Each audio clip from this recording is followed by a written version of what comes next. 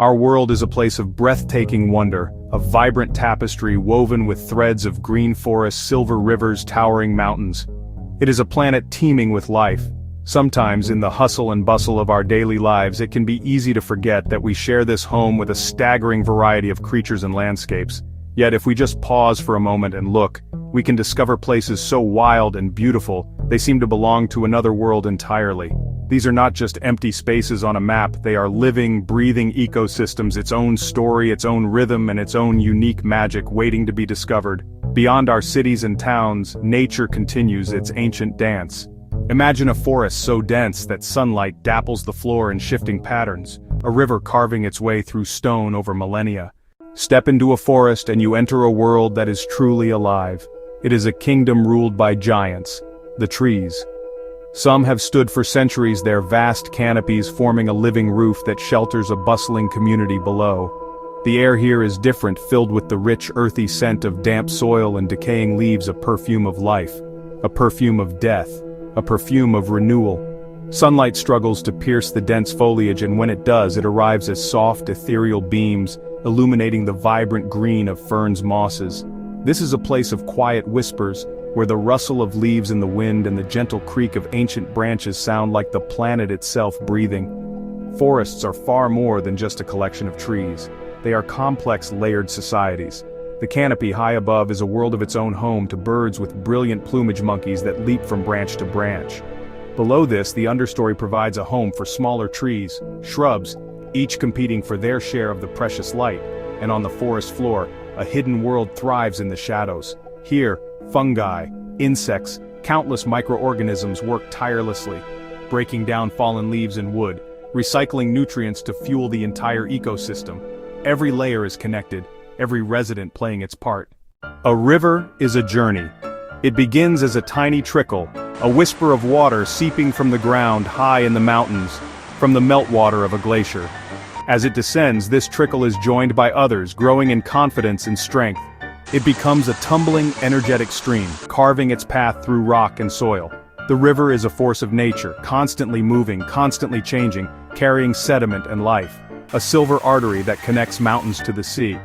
The character of a river changes dramatically throughout its course. In its upper reaches, the gradient is steep and the water is fast-flowing, cold and highly oxygenated, home to creatures adapted to cling to rocks, like the dipper. The dipper walks underwater to hunt for insects. In the middle plains, the river slows and widens. It begins to meander, creating gentle loops and curves. The water becomes warmer and richer in nutrients, supporting fish, plants, insects, and turning riverbanks into lush, green corridors. Finally, the river often spreads into a wide delta or estuary where it meets the sea. Freshwater mixes with saltwater, brackish, incredibly productive habitat. Nurseries for fish and shellfish, wetlands and mudflats feed millions of migratory birds. The forest is a city that never sleeps, teeming with residents both large and small, each with a specific role to play in its intricate society.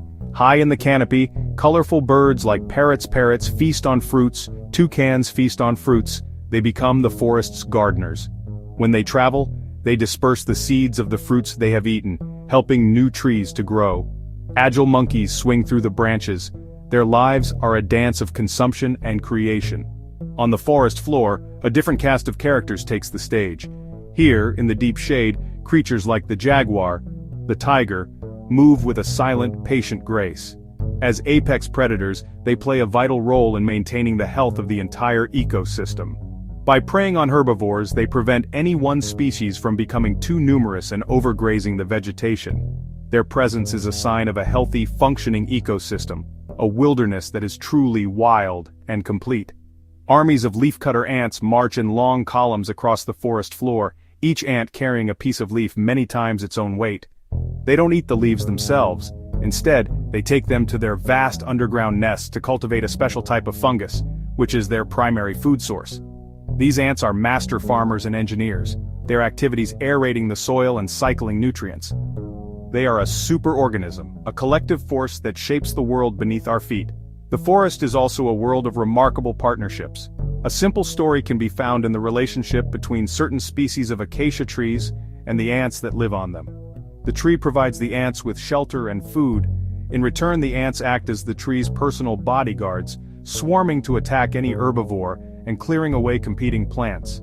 This is a perfect example of symbiosis, a common theme in the complex web of forest life. Mountains are nature's great monuments.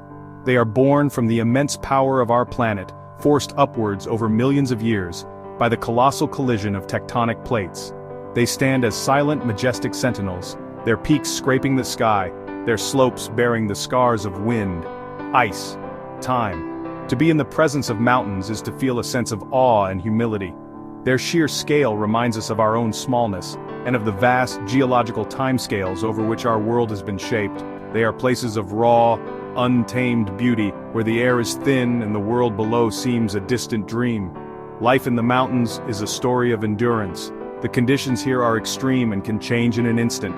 One moment the sun can be shining brightly, and the next, a storm can roll in, bringing with it fierce winds, snow, plummeting temperatures. The higher you climb, the tougher life gets. The soil is thin, the growing season is short, and the air holds less oxygen. Every plant and animal that makes its home here is a specialist, perfectly adapted to survive in this challenging world. It is a testament to the tenacity of life that even in these seemingly inhospitable places, it finds a way not just to survive, but to flourish. As you ascend a mountain, you travel through different worlds, from foothill forests to subalpine pines and firs, to alpine meadows and finally to rock and ice. These towering structures play a crucial role in the planet's water systems. They are the world's water towers. The world within a river is as diverse and dynamic as the river itself. In the fast-flowing upper reaches, water tumbles over rocks. Life holds on tight. Mayfly larvae, flattened bodies to resist the current. Caddisfly larvae, building heavy stone cases. Trout wading upstream, eyes on drifting insects. Salmon powering upstream among rocks. Athletes of the aquatic world, speed and power in oxygen-rich waters. As the river slows and deepens, a new community emerges. Soft silt and mud on the riverbed. Freshwater mussels burrowed in the silt, mussels filtering water, drawing in particles and algae, clearer water as a result of filtration, dragonflies patrol the air, jewel-like colors, damselflies hover and hunt at the surface, their larvae live underwater, stealthy predators below, riverbanks, the vital transition between water and land, beavers, nature's engineers at work, beaver felling a tree, beaver building a dam and creating a pond. Pond life. Fish, frogs, ducks, and larger animals like moose benefit. A beaver family can transform a stream into a complex wetland, slowing the river's flow, reducing erosion on the banks, creating a rich, stable environment for many species. Otter, charismatic river resident, playful and intelligent, living in and out of water. Seeing an otter frolicking in the water is a joyful sign the river's community is thriving. Life at the top of the world is a masterclass in adaptation. Mountain animals have evolved remarkable solutions to survive the extreme cold, thin air, rugged terrain. Consider the snow leopard, the elusive ghost of the mountains. Its thick, smoky gray coat, patterned with dark rosettes, provides perfect camouflage against the rocky slopes. Its large, fur-covered paws act like snowshoes, and its long, thick tail is used for balance and wrapped around its body like a scarf for warmth. The mountain goat, incredible agility, hooves with a hard outer rim and soft inner pad for grip, leaping between cliffs with astonishing confidence. Plants adopt low-lying cushion forms, trap heat, conserve moisture. Flowers like edelweiss wear dense hairs to insulate and protect from UV. The pika does not hibernate. It gathers grasses and wildflowers, drying haystacks in summer and carrying them to dens for winter, its high-pitched calls echoing across alpine meadows. When summer arrives, short-lived windows of abundance are filled with brilliantly colored flowers and urgent pollinators. In nature, nothing exists in isolation. Every plant, every animal, every landscape. These relationships, often hidden from view, are what hold ecosystems together and allow them to function. A wonderful example can be seen in the relationship between wolves and rivers in Yellowstone National Park. When wolves were reintroduced after a long absence, they began to hunt the elk. The elk, now wary of the wolves, avoided grazing in open valleys and along riverbanks. With the elk spending less time there, willows and aspens on the riverbanks began to recover and grow tall. The growing trees provided more food and habitat for beavers, and their populations expanded. The beavers built more dams, which created ponds and wetlands, providing homes for otters, muskrats, fish, and amphibians.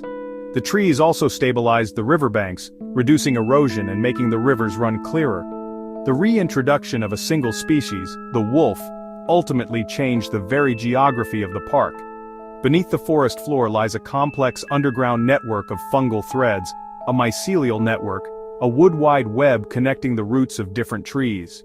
Through this network, trees can communicate and share resources. An older mother tree can send sugars to struggling saplings. It can even send chemical distress signals to warn neighboring trees of an insect attack, allowing them to prepare their own defenses. The forest is not a collection of individuals, it is a cooperative. Even the grandest of journeys are part of this web. The annual migration of wildebeest is a spectacular event, but it is also vital.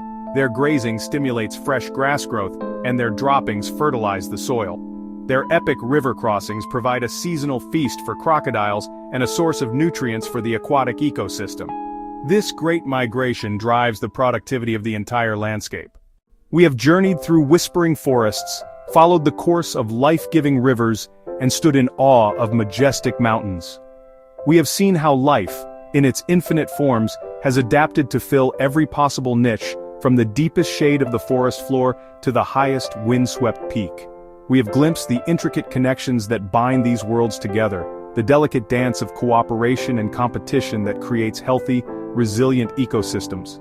These wild places are not just beautiful to look at, they are the bedrock of our planet's health. They are living libraries holding billions of years of evolutionary history. The future of these forests, rivers, and mountains is in our hands.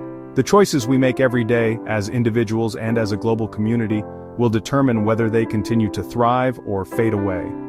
Let us be the generation that learns to live in harmony with nature, not in opposition to it. We have the knowledge and the ability to make a positive difference. By cherishing and protecting the natural world, we ensure that the whispers of the forest, the journey of the river, and the majesty of the mountains will continue to inspire and sustain life for millennia to come.